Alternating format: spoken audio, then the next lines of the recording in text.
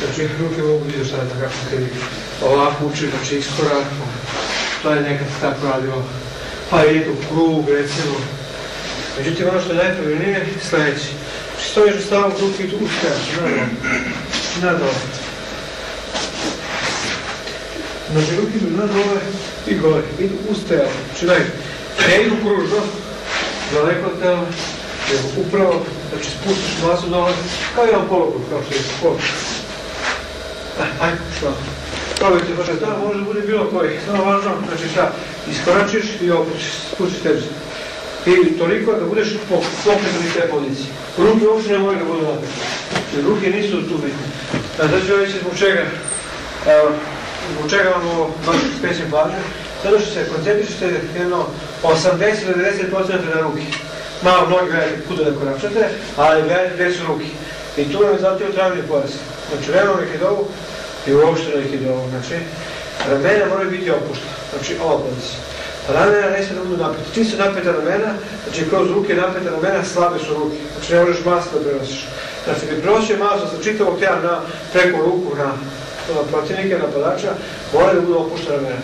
Zato, kad ispružite ruke, stav treba da bude, znači ruke ekstenzivne. Ali gledajte, ne ovo, ne sad da ti zatežeš da ti bude neprijatno, nego upravo da osjećaš, znači lagano ekstenzivno, znači vrlo lagano.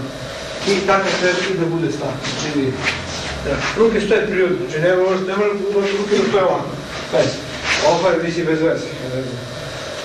Mislim da i sami malo kad razmišljate vidite da je ovo sve kao neki stav. Ovo je malo već, kako da kažemo, zbiljni stav, a što opet može biti individualno. Znači to može biti neki ovakav, mislim nije bitno kako ruke stav. Ili ovako da bude.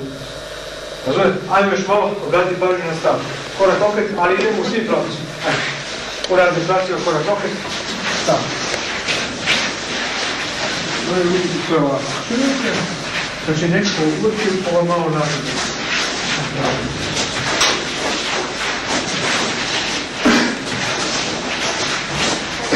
Nego još i lakto ispolje, to je još dobra pozicija.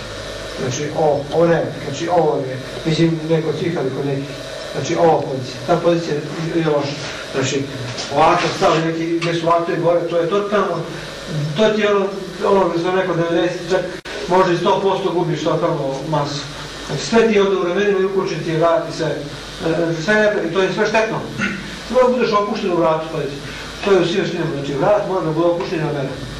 Bez toga nema ništa. Bilo koji u karate šta je to. Ali na neki to koji ne znaju, to tumači drugačije, koji koji znaju, kako ću ti ovo izreći. Znači, ramena i vrat moraju budu opušteni, znači i ne mogu laktovi da budu gore, nego laktovi su na dole, kada tijela. Znači, čak najjača pozicija je 4 prsta tijela. To je najjača pozicija i ti možeš nekog da drži, ne možeš izvući.